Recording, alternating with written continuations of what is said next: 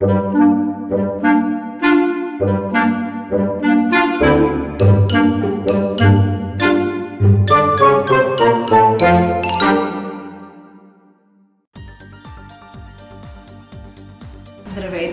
Аз съм Мария Томова от салон Ивени.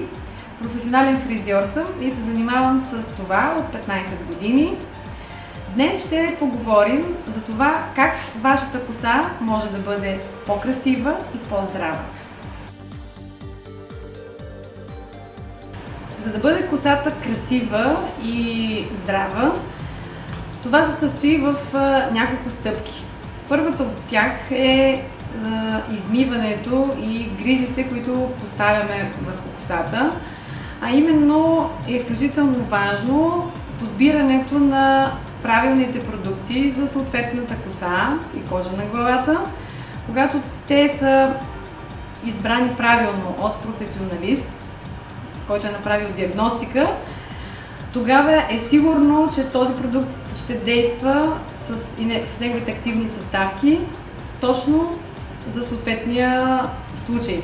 Тоест, ако имате финна коса, правилно е да използвате шампуан, който е предвиден за финна коса, т.е. за придаване на повече плътност и обем.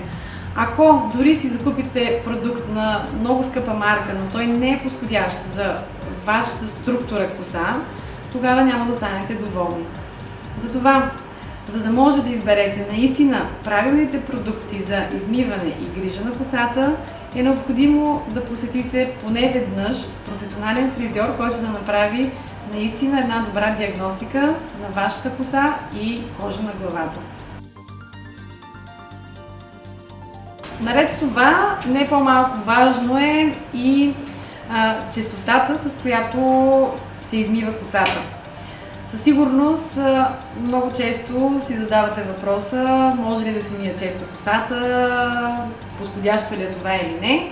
И отново стигаме до темата колко е важен самия продукт. Тоест, ако продуктът е подходящ за честа употреба, да, абсолютно е подходящо да се мие косата всеки ден. Принципно, измиването на косата е нужно да бъде толкова често, колкото е необходимо. Ако вашата коса има нужда да се измива всеки ден, по-добрият вариант е да я миете всеки ден с подходящия продукт. Това обаче не е основно правило за всеки и затова отново се връщам на диагностиката на косата, която се прави при професионален фризьор, която определя всъщност честотата на измиването на вашата коса. Освен измиването като грижа за косата, също така е добре да използвате съответни грижи за дължините на вашата коса, а това са балсами, маски, които са с отмиване. Тези продукти отново трябва да бъдат много добре подбрани, за да имат конкретно и точно действие и съответно добър резултат. Колко често е необходимо да се подстригва една коса? Това, разбира се, зависи от прическата, от формата, от структурата на косата. Ако косата е къса, е необходимо тя да се подстригва по-често, именно един път месечно, тъй като израстване до 1 см най-малко за един месец автоматично променя формата й, което е необходимо постригване веднъж в месеца. Ако косата е по-дълга и желаете, например, тя да порасне повече, не е необходимо да я подстригвате всеки месец, но това вече зависи от структурата й. Ако тя е по-финна и стънява, започва да цъфти в края, по-добрият вариант е да се подстриже малко в края, така че тя да изглежда здрава и красива.